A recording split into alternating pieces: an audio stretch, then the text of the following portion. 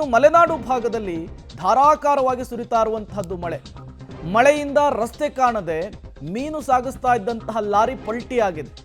ಹಾಸನ ಜಿಲ್ಲೆಯ ಸಕಲೇಶಪುರ ತಾಲೂಕಿನ ರಾಟೆಮನೆ ಬಳಿ ಈ ಘಟನೆ ನಡೆದಿರುವಂತಹದ್ದು. ಮಂಗಳೂರಿನಿಂದ ಬೆಂಗಳೂರಿಗೆ ಮೀನನ್ನ ಹೊತ್ತು ಸಾಗ್ತಾ ಇದ್ದಂತಹ ಲಾರಿ ಇದು. ಭಾರೀ ಮಳೆ ಬಂದಂತಹ ಹಿನ್ನೆಲೆಯಲ್ಲಿ ರಸ್ತೆ ಕಾಣದೆ ಡ್ರೈವರ್ ನಿಯಂತ್ರಣ ತಪ್ಪಿ ಗಾಡಿ ಮಗ್ಚಿ ಬಿದ್ದಿರುವಂತಹದ್ದು. ಸದ್ಯಕ್ಕೆ ಲಾರಿಯ ಪರಿಸ್ಥಿತಿಯನ್ನು ನೀವು ನೋಡ್ತಾ ಇದ್ದೀರಿ.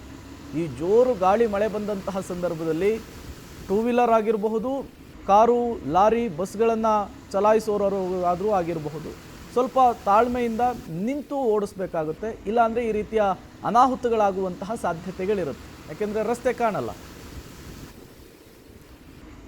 ಮತ್ತಷ್ಟು ಡೀಟೇಲ್ಸನ್ನು ಕೊಡ್ತಾರೆ ನಮ್ಮ ಪ್ರತಿನಿಧಿ ಶಶಿಧರ್, ನೇರ ಸಂಪರ್ಕದಲ್ಲಿ ಜಾಯಿನ್ ಆಗಿದ್ದಾರೆ. ಶಶಿಧರ್, ಹಾಸನದ ಮಲೆನಾಡು ಭಾಗದಲ್ಲೂ ಕೂಡ ಜೋರು ಮಳೆ ಆಗ್ತಾ ಇರುವಂಥದ್ದು.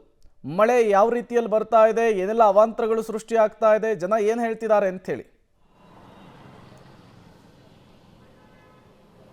ಪ್ರೇಮ್ಕುಮಾರ್, ಹಾಸನ ಜಿಲ್ಲೆಯಲ್ಲಿ ವರುಣ ಹಬ್ಬಿಸ್ತಾ ಇರ್ತಕ್ಕಂಥದ್ದು. ಕಳೆದ 2 ದಿನಗಳಿಂದಲೂ ಸಹ ಭಾರಿ ಮಳೆ ಆಗ್ತಿಲ್ಲ. ಅದರಲ್ಲೂ ಮಲೆನಾಡು ಭಾಗದಂತಹ ಸಕಲೇಶಪುರ, ಆಲೂರು, ಬೇಲೂರು ಹಾಗೆ ಹಾಸನಲ್ಲೂ ಸಹ ಬಿಟ್ಟು ಬಿಡದೆ ಮಳೆ ಸುರಿತಾ ಇದೆ. ಭಾರಿ ಮಳೆಗೆ ಜನಜೀವನ ಸಂಪೂರ್ಣವಾಗಿ ಅಸ್ತವ್ಯಸ್ತಗೊಂಡಿದೆ. ಅದರಲ್ಲೂ ಮಲೆನಾಡು ಭಾಗದಲ್ಲಿ ಸಾಕಷ್ಟು ಅನಾಹುತಗಳು ಸಂಭವಿಸ್ತಾ ಇದೆ. ಈಗಾಗಲೇ ಹಲವು ಗ್ರಾಮಗಳಲ್ಲಿ ವಿದ್ಯುತ್ ಸಂಪರ್ಕ ಕಡಿತಗೊಂಡಿದೆ. ಯಾಕಂದರೆ ಭಾರಿ ಬಿರುಗಾಳಿ ಸಹಿತ ಮಳೆ ಸುರಿತಾ ಇದ್ರಿಂದ ವಿದ್ಯುತ್ ಕಂಬಗಳು, ಮರಗಳು ಧರಾಶಾಹಿಯಾಗಿವೆ. ಹಾಗಾಗಿ ಹಲವು ಹಳ್ಳಿಗಳಿಗೆ ವಿದ್ಯುತ್ ಸಂಪರ್ಕ ಕಡಿತಗೊಂಡಿದೆ. ಮತ್ತೊಂದೆಡೆ ಏನು ಅತಿ ವೇಗವಾಗಿ ಬರ್ತಿದ್ದಂತಹ ಮೀನು ಸಾಗಿಸ್ತಿದ್ದಂತಹ ಲಾರಿ ಮಳೆಯಿಂದಾಗಿ ರಸ್ತೆ ಕಾಣದೆ ಪಲ್ಟಿಯಾಗಿರ್ತಕ್ಕಂಥದ್ದು.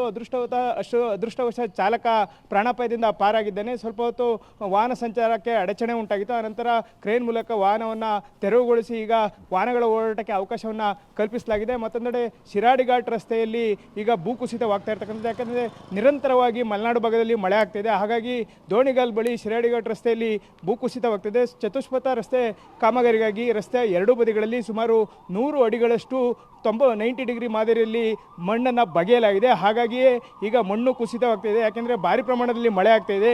ಮಣ್ಣಿನ ಮೇಲ್ಭಾಗದಲ್ಲಿ ಕಾಫಿ, ಸಿಲ್ವರ್ ಗಿಡಗಳು ಸಹ ಬೆಳೆದಿದೆ. ಅವು ಸಹ ಏನು ರಸ್ತೆಗೆ ಬೀಳ್ತಾ ಇರ್ತಕ್ಕಂಥದ್ದು. ಈಗಾಗಲೇ ಆ ಏನು ಗುಡ್ಡವನ್ನು ಕೆರೆದಿದ್ರೆ ಅಲ್ಲಿಗೆ ತಡೆಗೋಡೆಯನ್ನು ನಿರ್ಮಿಸಿದ್ದಾರೆ. ಆದರೆ ಆ ತಡೆಗೋಡೆ ಮೇಲೂ ಸಹ ಮಣ್ಣು ಬಿದ್ದು ಈಗ ರಸ್ತೆಗೆ ಬೀಳ್ತಾ ಇರ್ತಕ್ಕಂಥದ್ದು. ಹಾಗಾಗಿಯೇ ವೀಕೆಂಡ್ ಹಿನ್ನೆಲೆಯಲ್ಲಿ ವಾಹನ ಸವಾರರು ಎಚ್ಚರಿಕೆಯಿಂದ ಓಡಾಡಬೇಕಾದ ಒಂದು ಪರಿಸ್ಥಿತಿ ನಿರ್ಮಾಣವಾಗಿದೆ. ಮತ್ತೊಂದೆಡೆ ಹಾಸನ ಹಾಗೂ ಚಿಕ್ಕಮಗಳೂರು, ಬೇಲೂರು ಭಾಗದಲ್ಲಿ ಭಾರಿ ಮಳೆ ಆಗ್ತಾ ಇರೋದ್ರಿಂದ ಜಿಲ್ಲೆಯ ಜೀವನದಿ ಹೇಮಾವತಿಗೆ ಒಳಹರಿವಿನಲ್ಲಿ ಏರಿಕೆ ಆಗಿರ್ತಕ್ಕಂಥದ್ದು. ಥ್ಯಾಂಕ್ ಯು ಶಶಿಧರ್ ತಮ್ಮೆಲ್ಲ ಮಾಹಿತಿಗಾಗಿ.